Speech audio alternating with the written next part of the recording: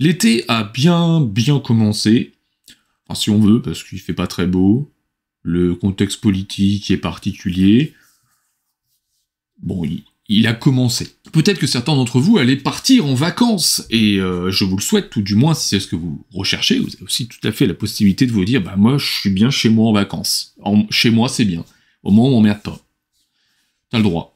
Mais voilà, la question que je vais te poser, c'est simplement, qu'est-ce que tu emmènes avec toi en vacances en termes de jeux de société? Déjà, est-ce que, d'un, tu en emmènes, ou est-ce que vraiment c'est un moment pour te dire, bah non, j'ai pas envie de me faire suer avec des boîtes à emmener? Et de deux, si tu emmènes quelque chose, qu'est-ce que tu emmènes? Est-ce que t'es plus petit jeu qui rentre dans la valise? Est-ce que t'es plutôt grosse boîte? Bref, n'hésite pas à me glisser ça là-dessous, je serais curieux de savoir un petit peu ce que vous emmenez.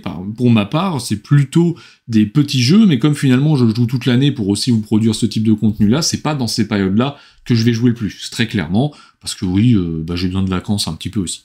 Voilà. Salut l'ami et bienvenue. Sur la chaîne Jeux en carton, il y a un reflet. Là. T'as vu? T'as vu, tu sais pourquoi? Parce que j'ai pas tiré les rideaux. Et non, donc du coup, c'est pas pareil. Je suis un peu plus... un peu moins... Enfin bref, bienvenue sur la chaîne Jeux en carton. Aujourd'hui, on reprend ce que j'appelais les reviews express, les tests de jeux de société, bref. En gros, je vais vous parler aujourd'hui de plusieurs jeux, de sélectionner de manière tout à fait éclectique, enfin sélectionnés surtout dans les ordres de tests que j'ai fait récemment, voilà. Il y en a certains que j'ai testés que je ne peux pas encore vous proposer immédiatement. Dans ces jeux que je ne peux pas encore vous proposer immédiatement, il y a notamment celui-ci, je viens juste de finir ma première partie, donc Charpentier de la mer du Nord, seconde vague, qui est une revisite des Charpentiers de la mer du Nord, donc première vague. Mais aujourd'hui, du coup, je vais te parler de quelques jeux que j'ai testés, donc évidemment, on s'abonne, on like, etc. Et on participe au Ko-fi si on en a envie, bien évidemment. Donc la liste des participants s'affiche ici, donc tous les participants, tous ceux qui contribuent tous les mois donc à développer cette chaîne vis-à-vis avec un petit bonus, voilà, forcément, qui va beaucoup m'aider. Clairement, je vous le dis clairement, ça va beaucoup m'aider parce que du matos, j'en ai besoin et ça m'aidera clairement à faire évoluer mon matos. Bref, t'as compris. On commence maintenant.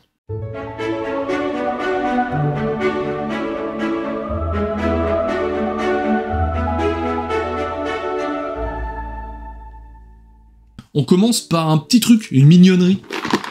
Leaf de chez Lucky Duck Games. Alors Leaf, berceau d'automne exactement, qui est un jeu de Tim Eisner. Tim Eisner, on connaît pour Wonderland's War. Donc Tim Eisner, il a proposé un nouveau jeu qui s'appelle Leaf. Et donc Leaf, qu'est-ce que c'est? C'est un jeu compétitif de placement de feuilles. On va placer des petites feuilles. Et d'optimisation de scoring, tout ça. Comment ça se passe? On va avoir des cartes feuilles dans la main. Ces cartes feuilles représentent donc différentes formes de feuilles qui proviennent de différents arbres. Et en gros, à son tour, on va devoir jouer l'une de ces cartes-là pour prendre la feuille correspondante et la placer sur la zone de jeu, là où il y a déjà des feuilles, et tenter de faire connecter les extrémités. Ces extrémités, lorsqu'elles vont se connecter en fonction de la couleur de la feuille, eh bien, la couleur de la feuille en contact avec celle que vous venez de placer, eh bien vous allez déclencher des actions différentes. Soit vous allez piocher de nouvelles cartes feuilles pour les prochains tours, soit vous allez faire grimper un écureuil le long d'un arbre, donc qui permettra de déclencher certains bonus en fonction de là où il traversera.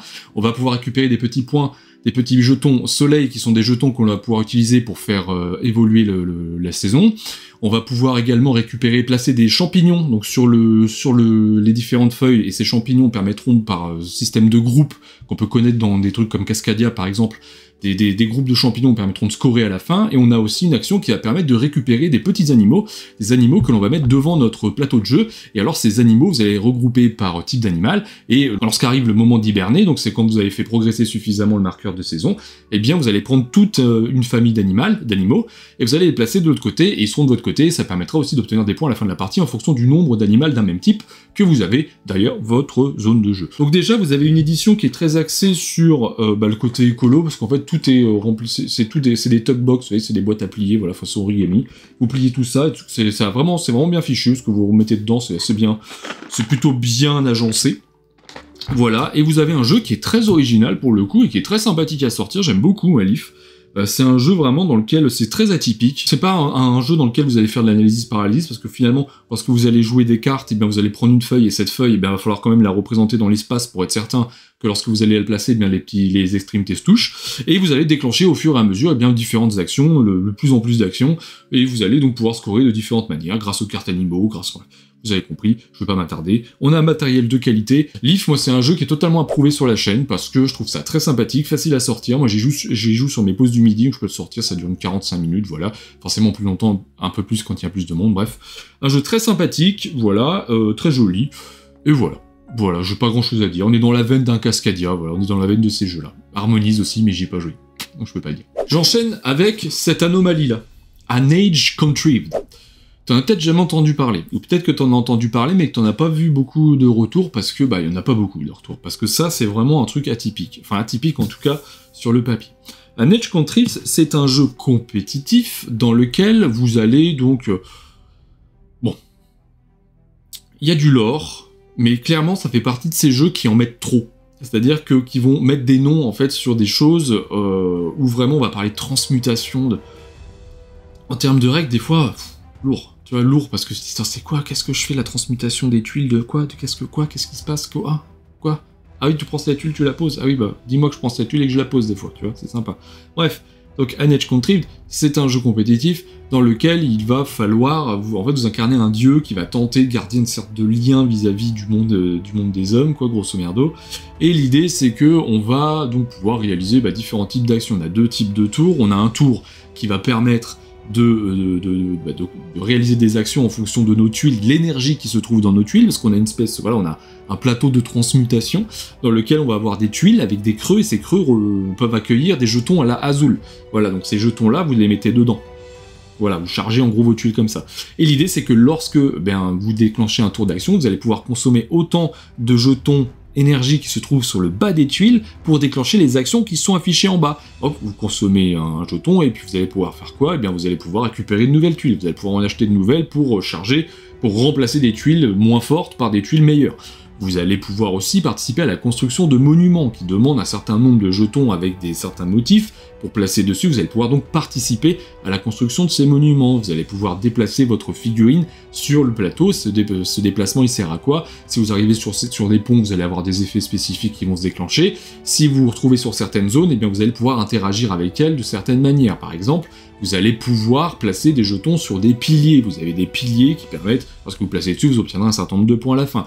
Vous allez pouvoir placer ces fameux jetons aussi d'énergie sur des succès, sur des exploits que vous allez pouvoir réaliser qui demanderont, donc c'est des conditions, voilà, à réunir, avoir X symboles sur votre plateau de transmutation, ce genre de choses-là, vous le placez dessus et à la fin, vous obtiendrez des points. Voilà, tout ça, c'est très simple. La subtilité, c'est surtout vis-à-vis de la construction de monuments. Lorsque vous allez construire des monuments, lorsque donc vous allez achever un pan de monument, vous en avez de 4 à 6, je crois, sur le monument qui est en jeu, eh bien, vous allez donc obtenir, tous les participants vont obtenir des récompenses, mais celui qui l'a fini va aussi avoir la possibilité de placer un jeton devant le monument, devant le monument en construction ou terminé. Voilà, donc vous prenez le segment de monument, et clac, ça s'aimante. Et oui, il y avait des espèces de rails à placo là-dedans, en fait, des trucs qui sortent du plateau en métal, et en fait, les punchboards, elles sont aimantées. C'est-à-dire que vous collez les pièces dessus, et hop, ça forme le monument. C'est sympa, ça a de la gueule sur le terrain, c'est pas mal. Sur le plateau, ça ressort. On a vraiment l'impression de construire quelque chose, voilà. Donc, vous avez cette notion-là, et puis, tout plein de choses, de l'énergie que vous allez pouvoir récupérer en plus pour pouvoir en consommer, vous l'épuiser, enfin bref, voilà. Finalement, le jeu en lui-même, la mécanique du jeu est assez classique. On n'a pas quelque chose de révolutionnaire là-dedans, on va être sur de la tentative de gain de points par différentes manières, on va placer des jetons, voilà, de telle manière à essayer d'obtenir des points à droite à gauche. Bref, ça, en ce sens, ça marche bien. J'ai un premier reproche à faire à An Age Contrived, c'est que lorsque vous pannez le livret de règles, vous avez tendance qu'il vous prend pour un gros débile. Mais vraiment. Le truc, on démarre et le livret t'explique, t'as jamais joué? Attention, on va faire des trucs, des tours, mais voilà, à chaque fois t'iras voir la règle et on s'interrompra, etc. Parce que c'est pas un jeu comme les autres, c'est un jeu qui est difficile, tout ça. Alors, au départ, je me dis, soit le jeu il me prend pour un con, soit il se prend pour plus que ce qu'il n'est. Clairement, c'est la deuxième option. Je suis peut-être pas le plus malin de tous, mais quand même. Au bout d'un moment, on est sur un jeu qui est finalement assez simple. Le vrai problème, c'est l'iconographie, qui est inconnue au bataillon, c'est tout à fait nouveau, et également le fait que il y a beaucoup de lore finalement dans les termes qui sont utilisés, et c'est difficile des fois de sortir la tête de l'eau, donc on prend le livret de règles, et on mange le livret de règles, et ça c'est pas forcément simple. C'est un jeu qui clairement, je me demande qui est-ce que ça convaincra. Voilà, un Edge Contrive, très clairement. Parce que il faut être convaincu pour acheter ça. Je crois que c'est 60 à 70 €, ce sera affiché en bas de toute façon. Mais voilà, faut être convaincu pour l'acheter. Donc on peut être convaincu par un beau matos. On a des belles tuiles à la Azul, très bien. On a des bâtiments qui vont se construire, voilà, ça a de la gueule, c'est sympa. Mais là, voilà, le fond de jeu, il n'est pas révolutionnaire, loin de là. Donc, un Edge Contrived, c'est sympa, voilà. Je vais mettre approuvé, parce que je me suis amusé à y jouer, même si il va vous falloir peut-être 2-3 parties pour sortir la tête des règles, ne serait-ce que pour assimiler l'iconographie. Voilà, c'est surtout ça, en fait, qui est problématique, je pense. Maintenant, ça révolutionne pas grand-chose, et je pense très clairement que ce sera un jeu qui sera tout à fait oublié, si ça ne l'est pas déjà.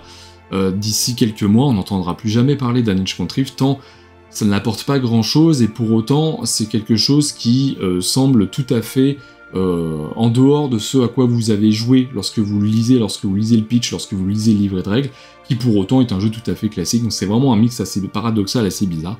Bref, voilà. Alors je vous l'ai déjà dit sur cette chaîne, mais j'en ai jamais fait de vidéo particulière, parce que je pense très clairement que... Alors ça rentrera peut-être dans une autre série de vidéos, un truc que je ferai au moment voulu, mais je l'ai déjà dit à certains d'entre vous, moi j'ai démarré ma ludothèque réellement, à vraiment apprécier le jeu, il y a très longtemps, il y a peut-être 7-8 ans, en jouant à Talisman. Talisman 4ème édition, donc que certains qualifient de jeu de loi amélioré. Alors ça, je sais, ce terme-là, jeu de loi amélioré, c'est vraiment le truc que tu essaies de dire quand tu as envie d'avoir l'air intelligent, mais très clairement, ça te rend pas intelligent.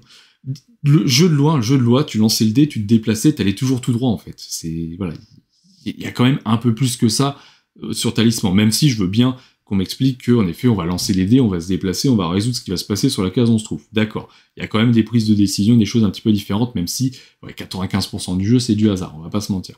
Néanmoins, moi, c'est un jeu qui vraiment m'a fait kiffer, dans le sens où, au départ, quand je le sortais avec ma femme, je le sortais avec mon frère, qui est pas gros joueur, etc., et on se marrait du manque de hasard, ou du manque de chance, ou du trop de chance que l'on pouvait avoir, le fait qu'on était sur un monde médiéval fantastique, voilà, c'était quand même assez immersif, avec, voilà, vous transformez en crapaud, forcément on se marrait, on allait tataner les autres, bref, bon, il se passait des choses, et ça, je trouve qu'il y avait quand même un univers assez cohérent, je le trouve toujours, même si forcément, il sera difficile pour moi de vous conseiller de jouer à Talisman, tant aujourd'hui, le monde du jeu a évolué. Sauf que, Avalon Hills, par le biais d'Hasbro, propose désormais la 5ème édition de Talisman.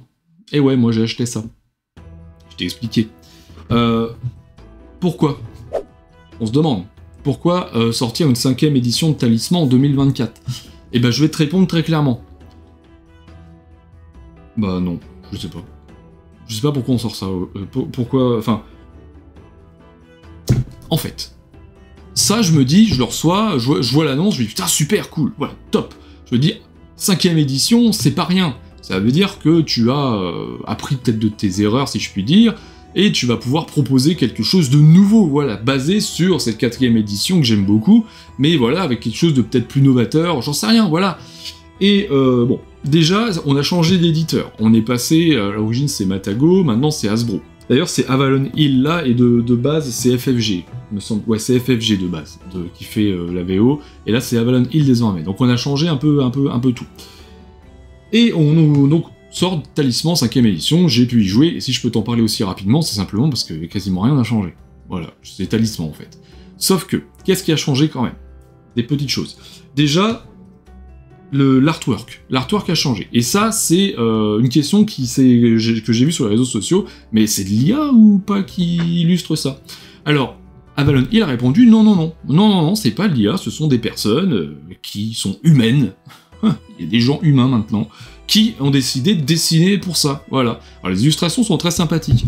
J'ai d'ailleurs pris l'information, c'est une boîte qui s'appelle Yellowfly, qui a illustré donc les artworks de là-dedans. Ce qui est étonnant, c'est qu'il n'y a pas une seule mention d'artwork sur cette boîte, pas une seule.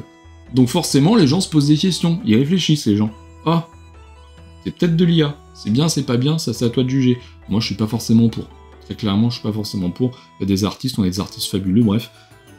C'est un autre débat. Mais néanmoins, les illustrations sont très sympathiques. Qu'est-ce qui a changé d'autre dans Talisman 5ème édition? Vous avez que 3D au lieu de 6 dans la boîte d'origine.